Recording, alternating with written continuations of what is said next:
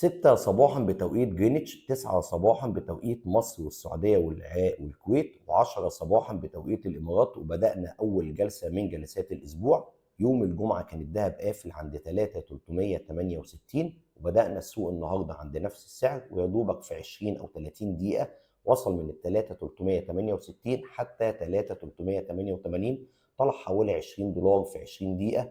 ودي طبعا الصدمة أو وش السوق زي ما بنقول عليه في مصر. وبعد كده احترم المنطقه اللي كنت بتكلم عليها قبل كده، اللي هي منطقه المقاومه الرئيسيه 3400. احنا دلوقتي بلاش اقول السعر طلع، بقول السعر بيزور مستويات او بيختبر مستويات معينه.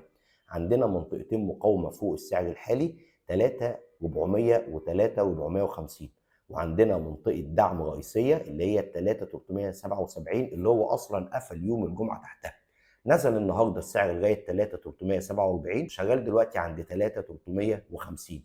عندنا منطقتين لازم ابص عليهم كويس جدا واحدث على مدار اليوم: ال 3400 وال 3345. لو كسر ال 3345 اللي شغال فوقها دلوقتي، في الارجح هيختبر او هيزور منطقه 3300.